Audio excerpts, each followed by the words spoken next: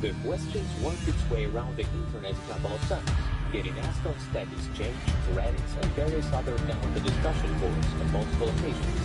Unfortunately, we have only a small piece of material to work on here, so there is very little more than speculation that can be supplied about Naruto's infancy. Yes, you are. Just an old man. Someone who simply has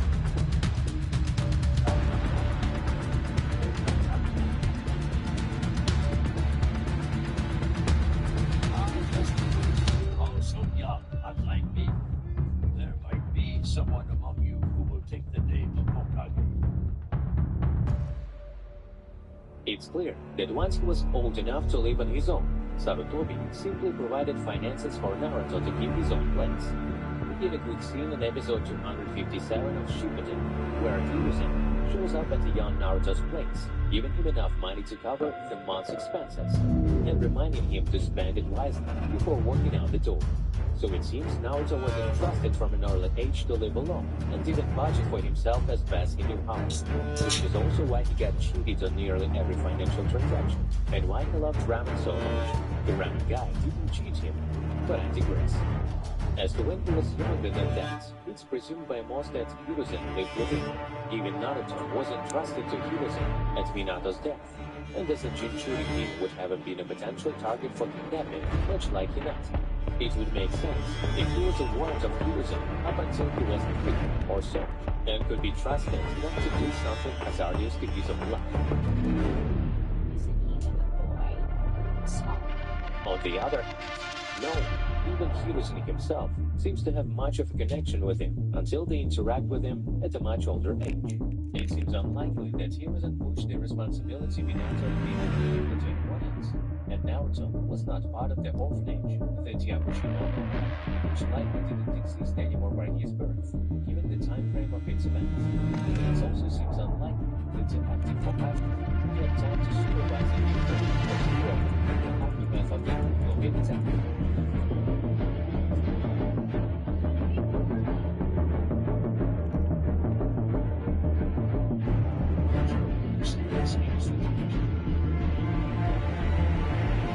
At an older age, Naruto was watched by the Anbu in secret, rather than housed with anyone. We get examples in flashbacks of Kakashi and Anbu working that assignment. It's quite possible that rather than Naruto living with the third in his infancy, this sort of assignment was already happening even then, in a more hands-on, keeping him out of trouble fashion. So he may not have ever had direct supervision from anyone, when they talk to him or seem like an infatuated parent, rather than a simpleton on a mission who stops him from falling at first or sticking a fork in intellectual conflict, but otherwise keeps him annoyed and timid.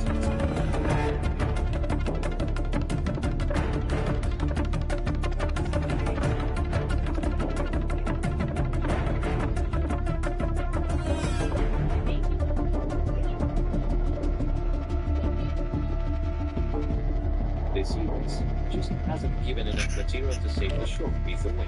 But given the way Hiruzen treats him in the above episodes and the conversation following it, I tend to think he had little to do with the boy and had the Anbu watch him.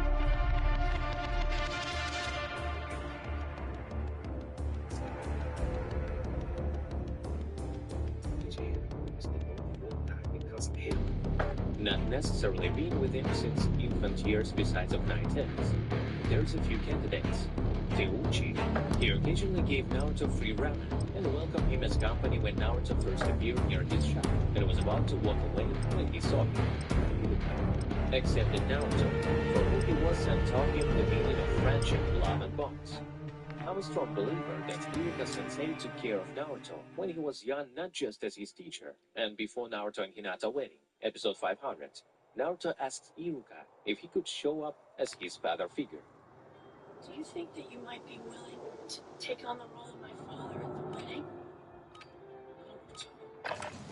Check your gear and weapons. We'll be deploying shortly. Throughout, being with the voices he was born, saved him from the dangers of life through his narratives, taught him about the dangers that no people want, including himself.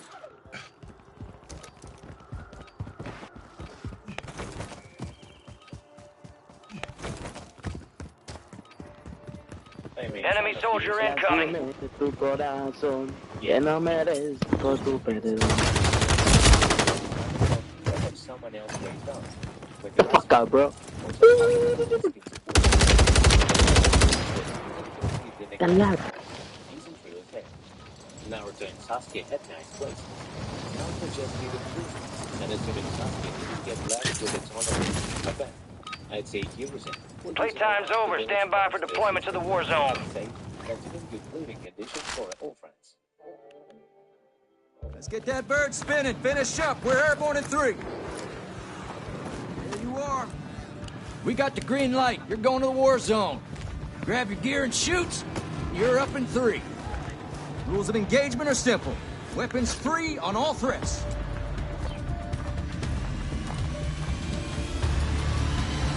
Like, Let's get this done. really frustrating for me because it's like, not that I don't care and that I don't love. Those weren't my problems Battle ever. Royale. Everything that I fucking am dealing with is all external, and it's all in the perceptions of everyone around me, and it's about me not meeting their expectations because they're all so different and so selfish.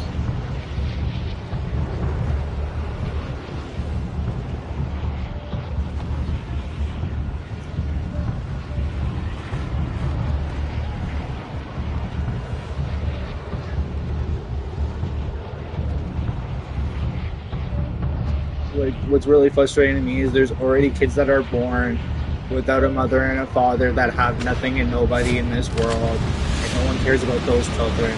So why the fuck do you want me to make more? What about those kids? What about those families? What about that whole situation? You know that? And I just feel like everyone's just so eager. More. Like, why don't you put all these people in a fucking house? Eliminate all And why targets don't you in the clean AO. up fucking Tent City? And why don't you do all the fucking rights to finish all and fix all the wrongs? Because you know, and you have a list, and you're smart now. You're fucking smart. You're holding smart in your hand. You don't need to be. Your phone is. Like, you don't have to do anything anymore. Your phones can do everything for you. Like, why is it that simple? Like, isn't that what we were all striving for? Is a smart, simple world where everything is easy for everyone? Isn't that what this is all about?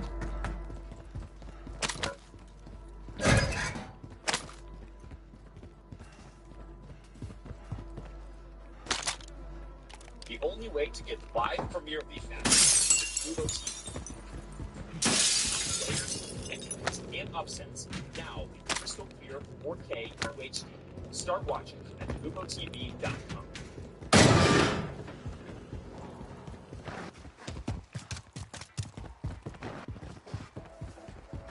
I'm Benny Texier, and I'm a documentary filmmaker.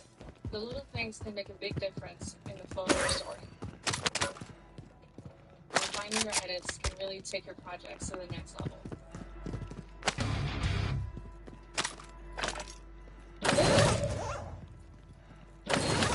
He was very interested in administrative law, social studies, and humanities. And these are the themes we see in Paul Enoch's diary. It's likely that the book was written as an intellectual exercise and exploration of human spirituality. And Haas added the sci-fi twist. Now, he probably didn't mean for anyone to take it seriously. That's something that actually happened.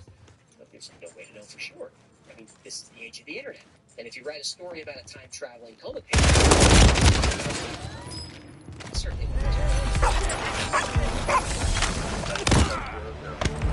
Stay trained in camp. It's the Gulag, and you're gonna have to fight to earn redeployment. Now, speaking of longer episodes, next up is Those Messages. And this episode was 27, was it that long? Yeah, it's 27 minutes long. It's one where, it's a fun story where they're using an old computer to communicate with people in the past and the future that lived in the same house. I don't want to spoil it, but it's a You wear those upgrades well, soldier. It went against all of my YouTube training, which said keep videos 12, 15 minutes at the most. People just won't watch. And you really rolled the dice with this one. But yeah, I did. Now episode Give it a solid try. 40 minutes. Time to head back to base. Too much. Yeah, I think so too. But It's a valiant effort. the longer episodes, Keep your head up. I'd rather Return to base for debrief. And you're during the live premieres. Then it's less than 30 minutes long and they complain it's too short. So get up, too short. Get up too. I can do this all day. In December 1984, Ken Webster, a high school teacher, was living with his friend Nick and girlfriend Debbie in the small village of Dodleston. One evening, the three were walking home from the local pub when they saw a pulsing green light emanating from their cottage windows. When they got inside, they saw something that terrified them. Though their computer wasn't connected to any network and everyone in the house was gone all night, a strange message was written on the screen, a message addressed to them by name. Over the next few months, more messages appeared, and eventually Ken and his friends began corresponding with the person on the other side. At first, Ken thinks this is a hoax or a prank, but over time, he comes to believe that not only are the messages real, they're being written by someone living in the very same house in the year 1541. Let's find out why. As written in Ken Webster's book, The Vertical Plane, strange things started happening as soon as they moved into Meadow Cottage at Dodleston near the border of England and Wales. One day, Ken noticed that small six-toed footprints seemed to walk directly up the wall and through the ceiling. It's a very old house, so he thought they were just little stains, so he painted over them. But the next day, the footprints were back. Sorry, this is just supposed to be in the background.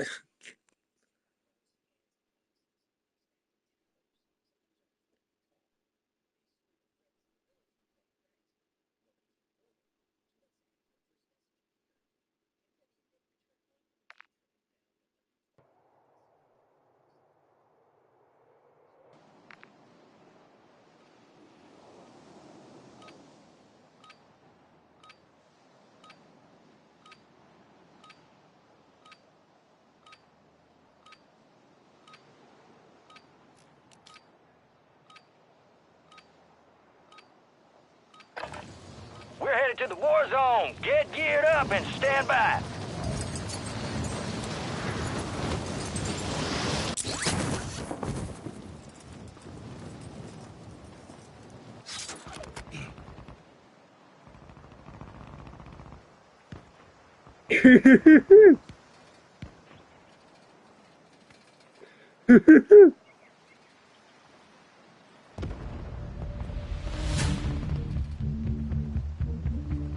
Enemies dropping into the AO.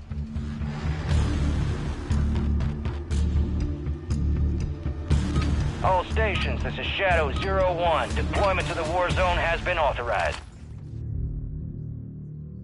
Prep for dust off. We're up in 3 mics. Let's move. Here we are. Head shed gave the green light. We're deploying you to the front lines. You're up. Grab your chutes. Rules of engagement are simple. Weapons free on all threats.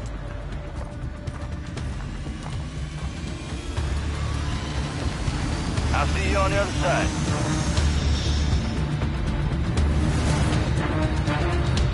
Battle Royale.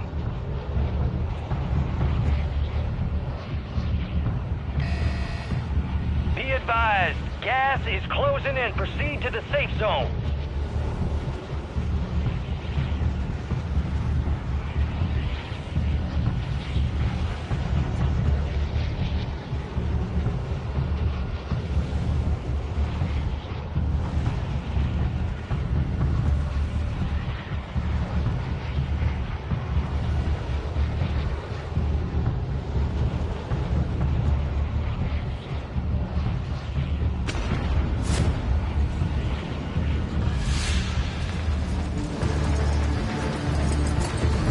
Contract here.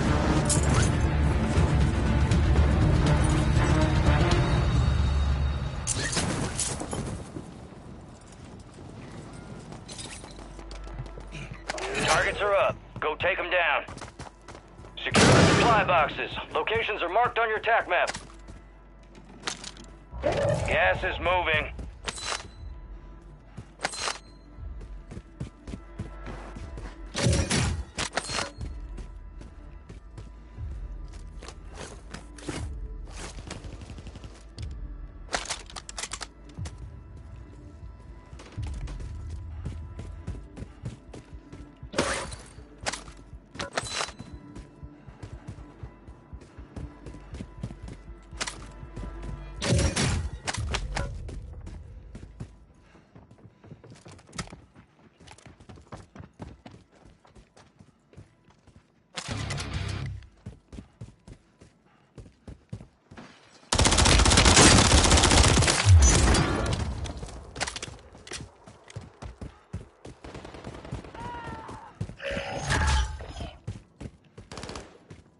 you scream? I've never heard them scream before.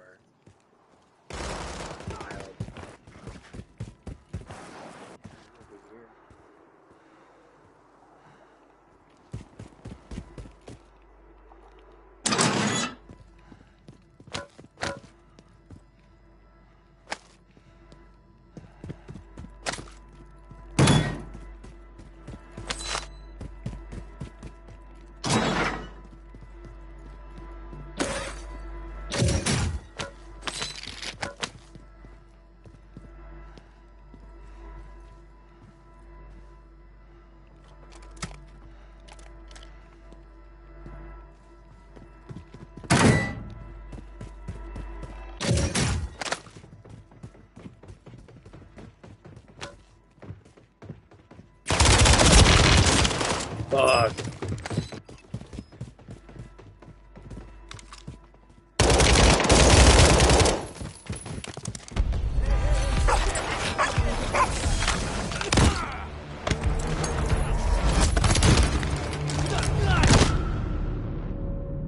War is hell, and you're in it. This is the Gulag, where you fight to win redeployment.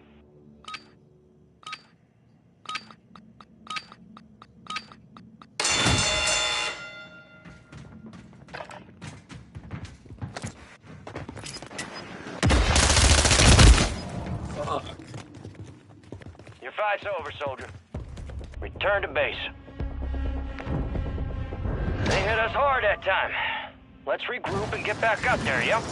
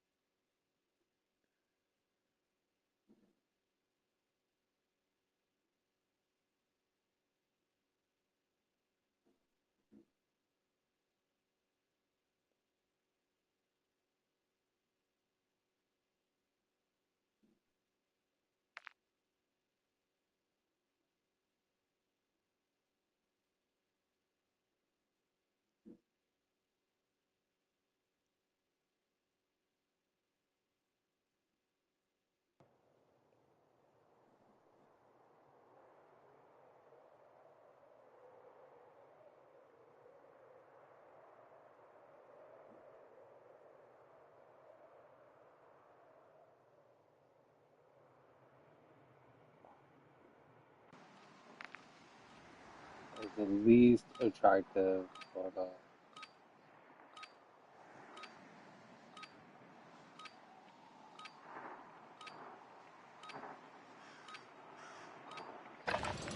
Check your weapons, check your gear. We're holding for deployment.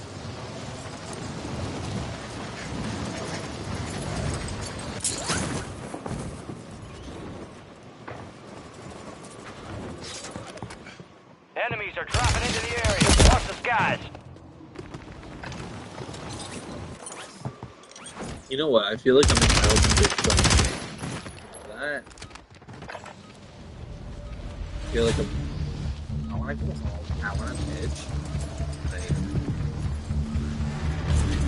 why don't you just say, hey, listen, I don't want to listen to it. I'm going to talk to you later. All stations, green light. We are deploying to the war zone. We didn't have to have a fucking argument about it. Like, Let's get that bird spinning. Finish up. We're airborne in 3.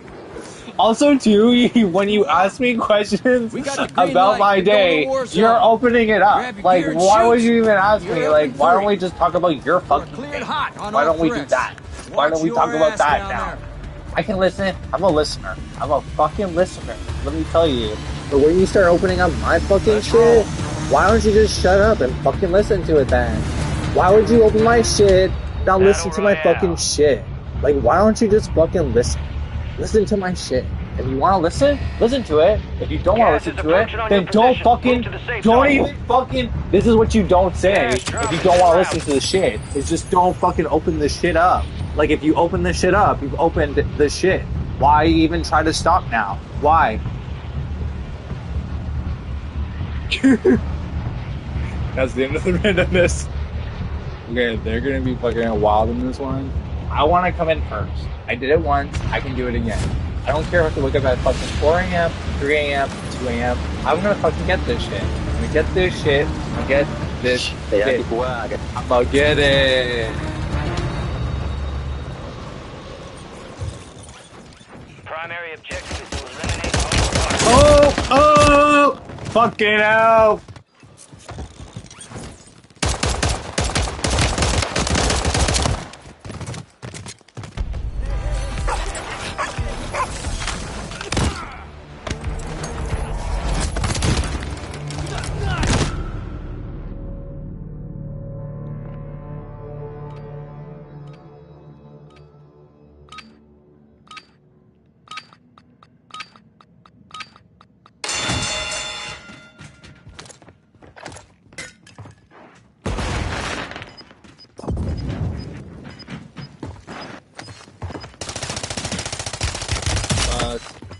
Who the fuck are you, buddy? I'm dead again.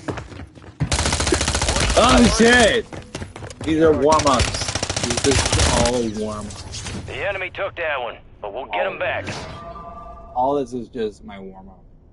And then just look out. Because I'm gonna fucking good. And look at if there's fucking water. If there's fucking water, you're all dead. I'm a fucking shark. I don't fucking breathe.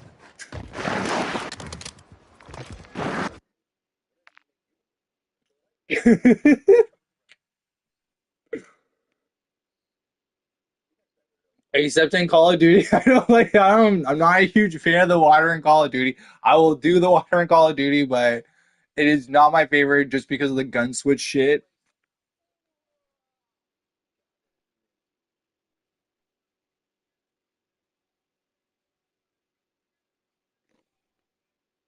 I already watched that one. Yo, Angry Cops.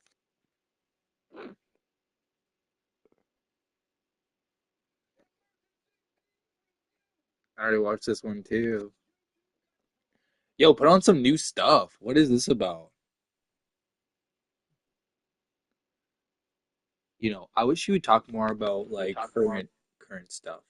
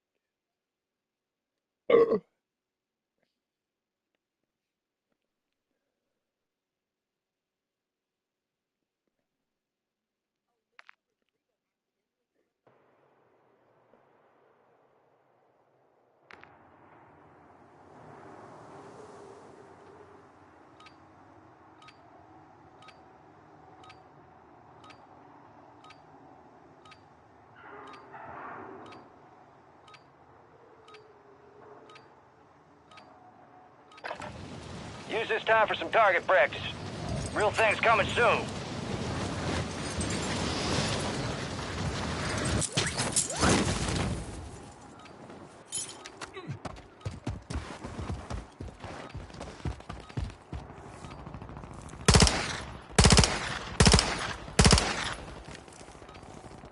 Fucking pick up one of them. Pick up one of the fucking guns. Coming for you.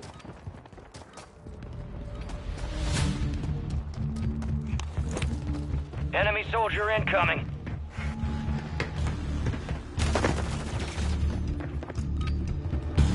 All stations, we are green to go. Stand by for deployment. I want that bird ready in 3 mics. Relay those coordinates. There you are. We got the green light. You're going to the war zone. Grab your gear and shoot. You're up in 3. Rules of engagement are simple. Weapons free on all threats.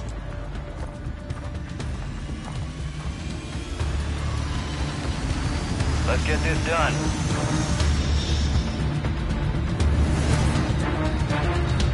Battle Royale.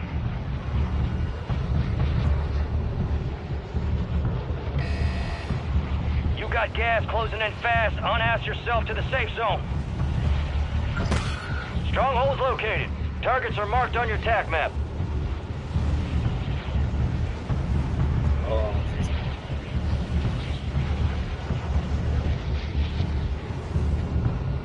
Tyler Ruby, Coach Tyler. You know what? Get it all back. Get it all back. Keep going, buddy.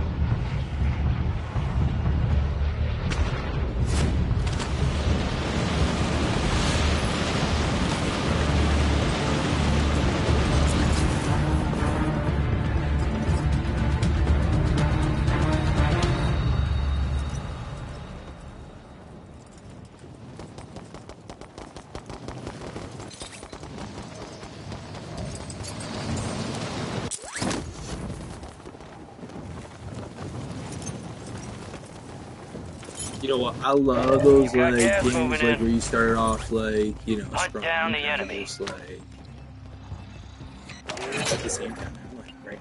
Supply boxes marked. Secure those locations. Get into the grind of the game.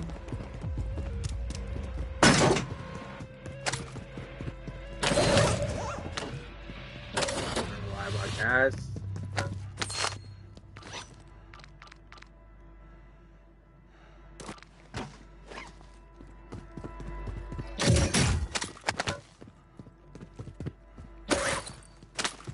I don't know how you're supposed to carry all this shit, like, honestly.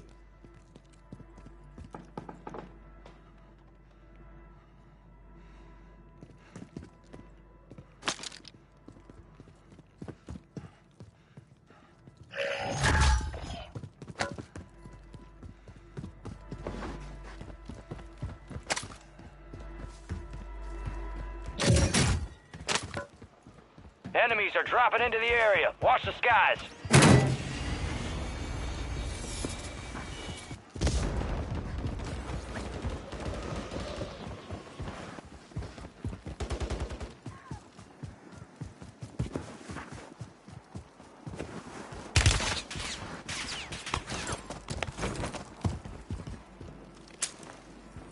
Cluster mine deployed.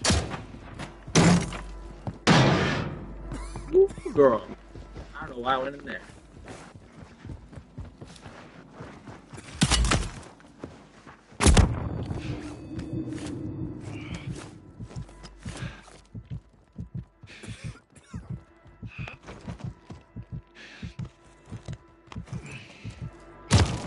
Oh!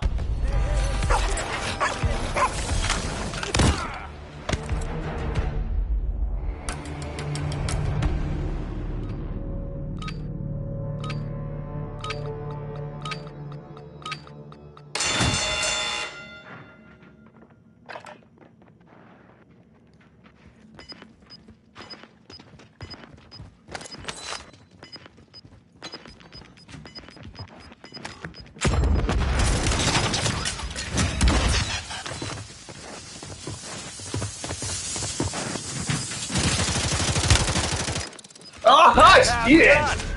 Ready up for Fuck yeah! Sorry, I got really into that one because I didn't think I was gonna get it, but yeah. Oh,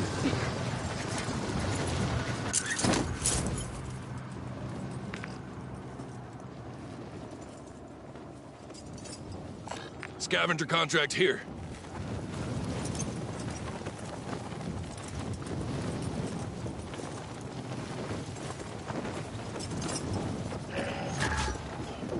You got a loadout drop inbound.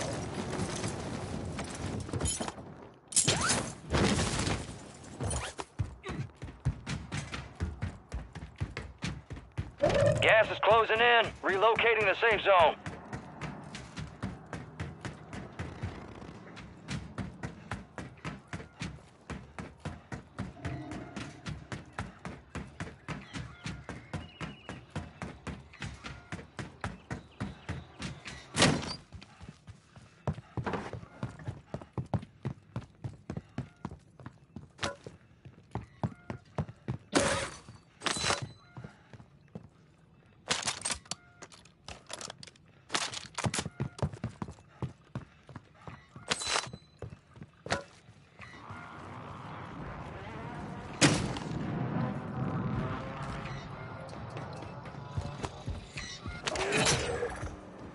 Supply box is located. Move to secure.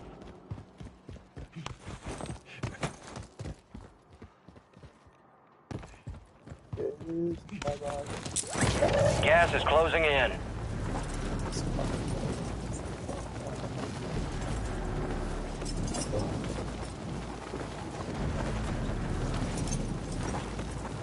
oh no, it couldn't just be in a little fucking house. No, it has to be in some fucking building. Fuck. Let's do it. Let's do it. You know what? Can I be honest with you? There's something to be said about a fucking house in the middle of Supply a box fucking secured. piece of property. 2 to go. Holy fuck.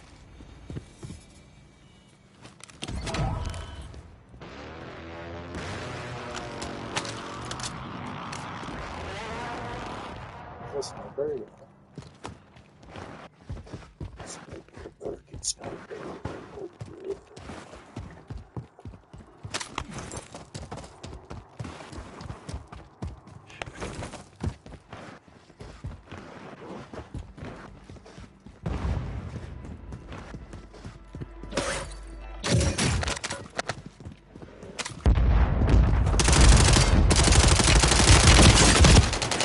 What the fuck is this shit? Just an opportunity to do better.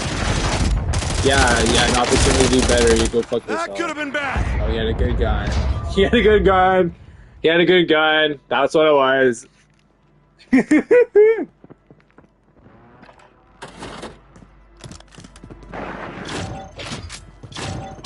thought headshots counted, but not in this game, no.